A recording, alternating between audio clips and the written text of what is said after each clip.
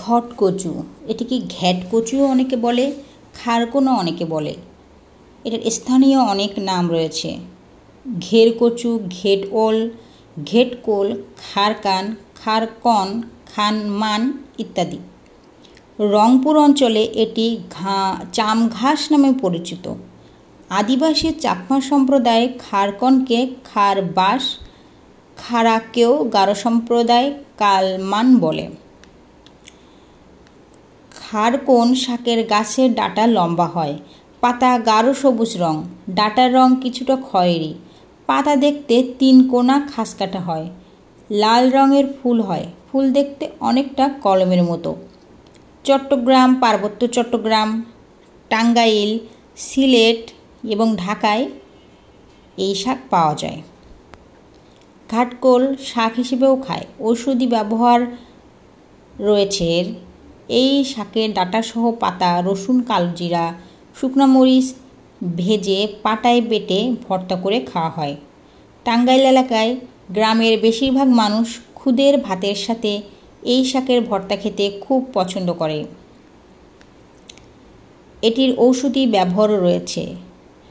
কলার সাথে খারকোন খেলে পাকস্থলীর সমস্যা ভালো হয়ে যায়। গরুর শরীরে ঘা হলে গারো সম্প্রদায়ের মানুষ এই শাকের শিকড় মিহি করে বেটে পেস্ট তৈরি করে সেখানে ব্যবহার করে। আজকে আমি আপনাদেরকে দেখিয়েছি ঘাটকচু বা ঘেটকচুর একটি মজাদার রেসিপি। তো এই মজাদার রেসিপি করার জন্য আমি প্রথমে কচুটাকে গ্রাইন্ডারে ভালো করে গ্রেট করে নিয়েছি। গ্রেটার দিয়ে ভালো করে গ্রেট করে নিয়েছি এবং সরিষা বেটে নিয়েছি, কালো জিরা বেটে নিয়েছি, রসুন এবং কাঁচামরিচ, এগুলো সব একসাথে আমি তেলে দিয়ে দিয়েছি এবং লবণ, হলুদ এবং 1 চামচ জিরা গুঁড়া দিয়ে আমি ভালোভাবে সব মশলা খুব ভালোভাবে একসাথে মিশিয়ে নিয়েছি এবং কষিয়ে নিয়েছি খুব ভালো করে, যেন মশলার কাঁচা গন্ধটা না থাকে। এখন কচুটি আমি দিয়ে দিলাম।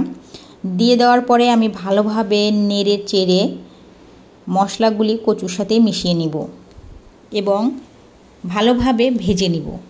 একটু পোড়া পোড়া করে ভেজে নিব, তাহলে খেতে বেশি ভালো লাগবে। আপনারা এই কচুটি কী নামে জানেন? আপনাদের এলাকায় এই কচুর নাম কী নামে পরিচিত এবং এটি আপনারা কিভাবে খেয়ে থাকেন? কী রেসিপি অবলম্বন করে এটি আপনারা রান্না করে থাকেন সেটি আমাকে জানাতে একদমই ভুলবেন না।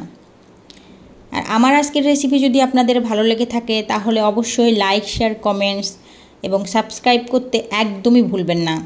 আর যদি ফেসবুক থেকে দেখে থাকেন তাহলে অবশ্যই শেয়ার দিবেন, ফলো দিবেন, লাইক দিবেন। Thanks for watching my channel. আমার চ্যানেলের সাথে থাকার জন্য আপনাদের ধন্যবাদ। নেক্সট দিন দেখা হবে নতুন মজাদার একটি রেসিপি নিয়ে। ও হ্যাঁ, আপনাদের জ্ঞাতার্থে জানিয়ে রাখি, আমি পনির রোস্টেড রেসিপি নিয়ে আপনাদের সাথে